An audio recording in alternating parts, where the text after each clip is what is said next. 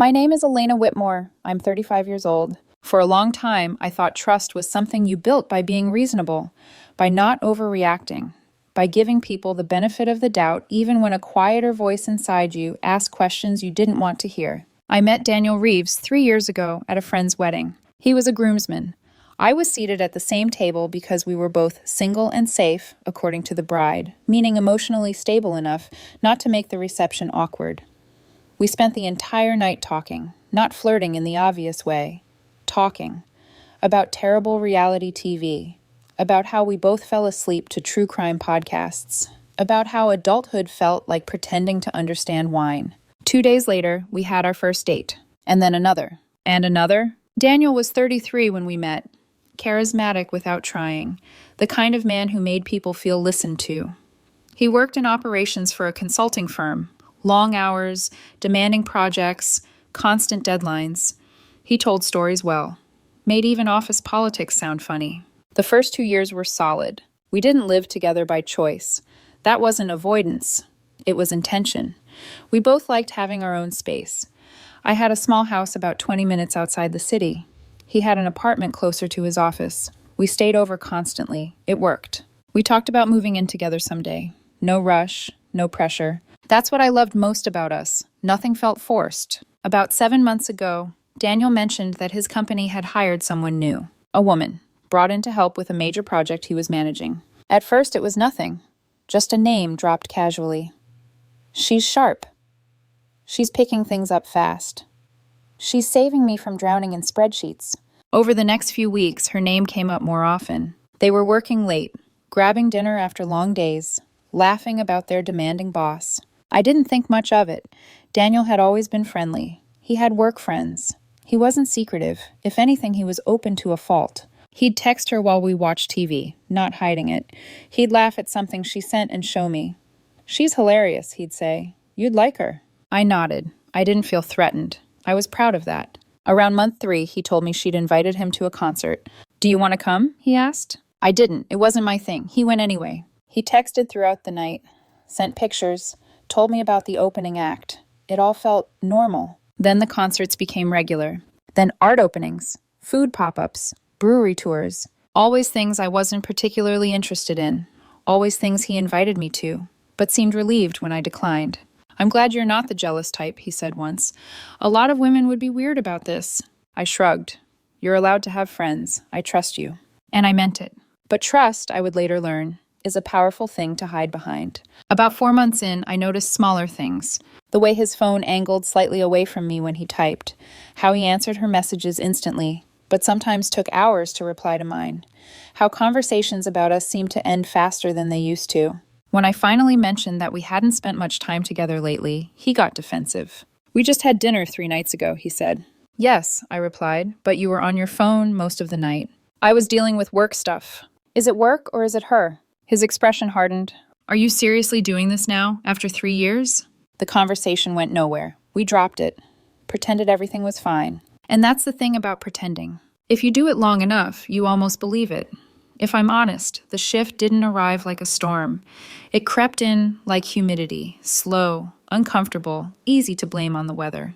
Daniel became harder to pin down, not unavailable, exactly, just diffused, present in body, elsewhere in attention. When we were together, his phone buzzed more. He never hit it outright. He didn't need to. The confidence of someone who believes they've earned your trust is its own kind of cover. He'd glance at the screen, smile to himself, type back.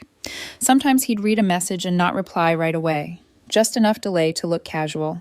Other times, he answered immediately, thumbs moving fast, familiar. I told myself it was work, big project, tight deadlines. I told myself that because it was easier than admitting the alternative, that my place in his life had quietly shifted and I hadn't been told. We still saw each other, technically.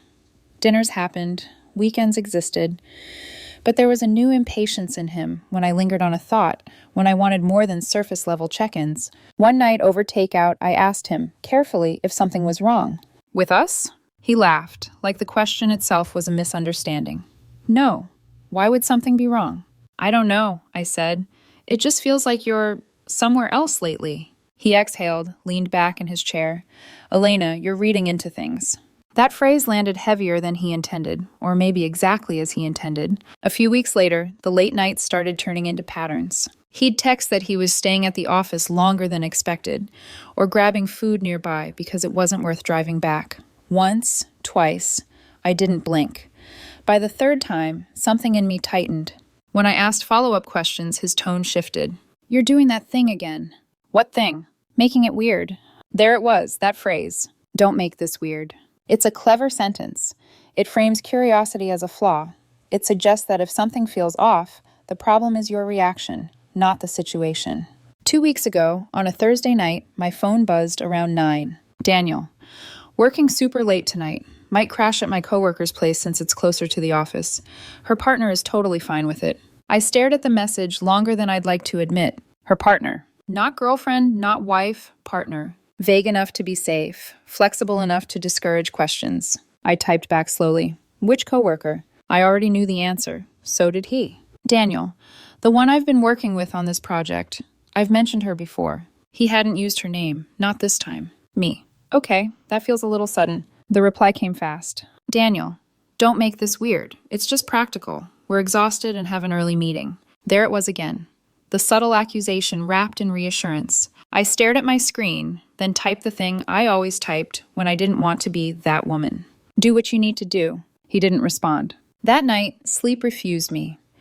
I lay in bed replaying conversations from the past few months, noticing how many of them ended with me backing down, apologizing, adjusting. At 3 a.m, I was wide awake in my kitchen, staring at nothing, wondering when trust had turned into silence.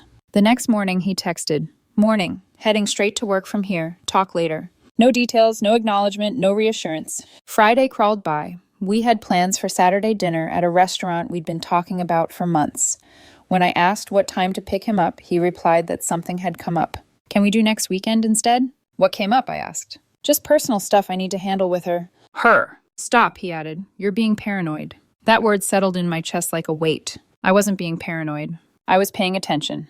Saturday afternoon, restless and unable to focus, I did something I'd never done before. I looked her up. I didn't expect much. Maybe a locked profile. Maybe nothing at all. What I found instead was a carefully curated truth that didn't include me anywhere. And as I scrolled, the quiet unease I'd been swallowing for months and finally found its shape. Her profile wasn't private. That was the first thing that struck me. No barriers, no locked doors, just a public window into a life I wasn't supposed to see. I scrolled slowly, almost methodically, like I was afraid sudden movements might shatter something fragile. There were photos from months back, group shots, work events, casual dinners, and then there were the two of them. Not posed, not obvious, but familiar in a way that made my stomach tighten. The concert from earlier in the year. I recognized the lighting, the angle. He'd sent me photos from that night. Different ones. Cropped differently. Then I saw a hiking photo from 2 weeks ago. The same weekend, Daniel had told me he needed space and was going on a solo hike to clear his head. He'd even joked about bad cell service. In this photo, she was beside him, smiling into the sun, her arm just close enough to his that it felt intentional. Further down, a dinner I remembered clearly. He'd said it was a work function, a team thing, but the table in the photo was small, intimate, 2 glasses of wine, 2 plates. The comments made it worse. You two are adorable. When's the wedding? Power couple vibes. My hands were steady as I took screenshots. I surprised myself with that. No shaking, no tears, just clarity. I checked her relationship status. Single. Always had been. No mention of a partner. No photos to suggest one had ever existed. So much for her partner is totally fine with it. I sat with that information for the rest of Saturday. Didn't confront Daniel. Didn't let on that I knew anything. I watched him text me casually about his day, about being tired, about missing me. Every message felt rehearsed. Sunday morning, my phone buzzed again. Daniel, hey, might crash at her place again tonight. We're doing a work session today and it'll probably run late. I stared at the screen, then typed back something I'd never sent before. Then this should be fine too. I opened my camera roll and selected the screenshots. The hiking trip, the dinner, the best company post from Thursday night, showing 2 wine glasses on a coffee table. The comments shipping them as a couple, her profile showing single. Then I did something I knew would change everything. I went to Daniel's social media, scrolled through tagged photos until I found his mother. Sent her a message request. I didn't want to do this, but I think you deserve to know the truth. I attached the screenshots. Daniel told me he was staying at a coworker's place because her partner approved. There is no partner. These are just some of the things he's been hiding from me. I hit send at exactly 11 a.m. Then I turned off my phone. When I turned it back on at 6 that evening, the screen lit up with missed calls. 43 of them. 29 from Daniel, 14 from numbers I didn't recognize. The voicemails from him swung wildly, from rage to panic to desperation. What the hell did you do? You had no right. Call me back right now. The unknown numbers were calmer. His mother, his sister, his father. I listened to his father's voicemail first. Elena, this is Robert Reeves. I'd like to hear your side of what's going on. I called him back. Thank you for calling, he said after I explained.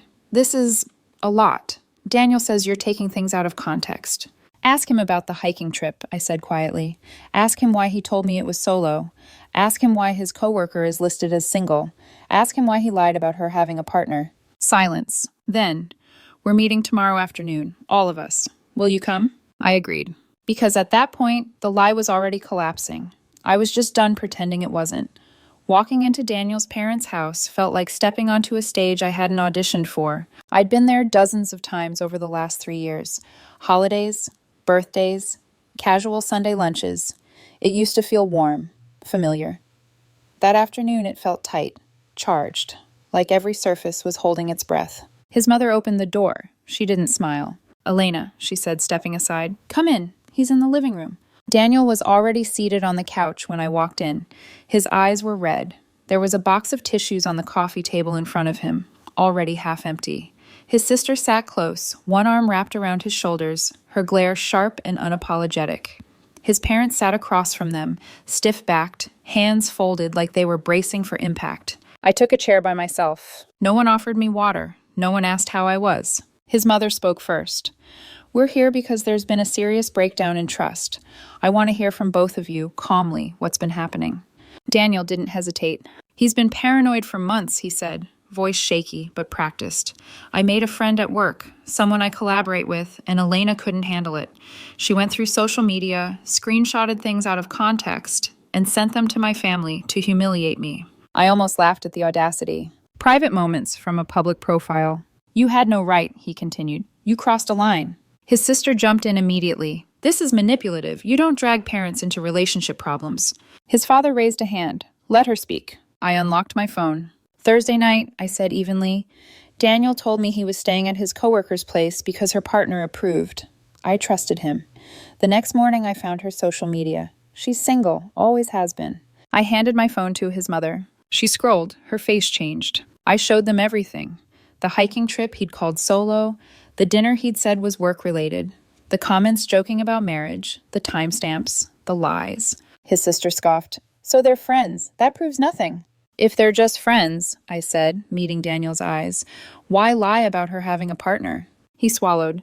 Because I knew you'd react like this. So you lied preemptively, I said, because you assumed I couldn't handle the truth. His mother looked at him sharply. Is that true? He didn't answer. Did you sleep on the couch like you told her? His father asked quietly. Daniel hesitated. It was barely a second, but it was enough. We started on the couch, he said. I ended up in the guest room. His father leaned back, expression unreadable. So, he said slowly, you slept at a single woman's apartment, lied about her having a partner, lied about where you slept, and hid multiple outings for months. And you think the issue is that Elena is insecure. Daniel broke then. Tears, apologies, confessions in pieces. He admitted he'd stayed over more than once, that he'd developed feelings, that nothing physical had happened. His words, carefully chosen, that he'd been planning to break up with me eventually. Eventually? I repeated. He looked at me, helpless. I didn't know how. You could have told the truth, I said, at any point. There was nothing he could say to that. When I left, his father walked me to the door, apologized. His mother hugged me and whispered, You deserve better. Daniel's sister sent me a message that night calling me vindictive. I didn't respond. I didn't need to anymore. I thought the worst of it was over when I left that house. I was wrong. The next day, my phone rang with a number I didn't recognize. I almost let it go to voicemail. Something told me not to. Hi, is this Elena? A woman asked. Yes. This is Rachel. I work with Daniel. He said I could call. The coworker. Her voice wasn't defensive, it was hesitant, unsteady. I didn't know you existed until yesterday, she said. He told me he was single, that he'd ended a long relationship almost a year ago. I closed my eyes. We've been seeing each other for about 3 months, she continued. Pretty much since we started working together. I thought it was real. She told me everything. The overlapping timelines. The nights he'd canceled on me to see her. The version of me he'd described. Obsessive, jealous, unable to let go. An ex, not a girlfriend. He said you were having trouble accepting the breakup, she said quietly. I laughed then. Not because it was funny, because it was so precisely crafted. We compared stories for nearly an hour, filled in gaps, realized we'd both been living inside different narratives designed to keep us compliant. She ended it with him that same day. I don't date liars, she said, and I don't want to be someone's secret. Neither did I. The fallout rippled outward. Friends chose sides. Some believed his version, that I'd overreacted, invaded privacy, embarrassed him. Others saw the evidence, talked to his parents, and understood. I lost people. He did too. Daniel tried to reconcile 3 times. First through text, long paragraphs about mistakes, confusion, promises to change. I didn't respond. Second, he showed up at my house. I didn't let him in. Told him through the door that we were done. He left a letter taped to my door. I threw it away unopened. The third attempt came through a mutual friend offering to mediate. I declined. I blocked him everywhere after that. Phone, social media, email, complete silence. His mother called once, weeks later, just to check on me. She apologized again, said they were ashamed of how he'd handled everything. I thanked her. That call mattered more than she probably realized. 3 months have passed now. I'm okay. Not healed, not untouched, but grounded. Some days I miss the version of him I thought I knew. Most days I feel relief. Relief that I trusted myself. Relief that I stopped swallowing discomfort to preserve someone else's comfort. I started seeing someone new about a month ago. Slowly, carefully, we talk, honestly. When something feels off, we say it out loud. I kept the screenshots. Not to show anyone, not for revenge. As proof that I wasn't crazy. That sometimes the smallest lie, the unnecessary one, reveals the most dangerous truth. Her partner is totally fine with it.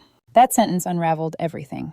Because it showed how easy lying was for him, how smoothly he maintained separate realities, how quickly he turned himself into the victim when the truth came out. If he'd been honest, it would have hurt, but it would have been survivable. The deception is what made it unforgivable. I learned that trust isn't blind faith, it's consistent honesty. And sometimes sending one screenshot to the right person at the right time saves you from months of continued betrayal.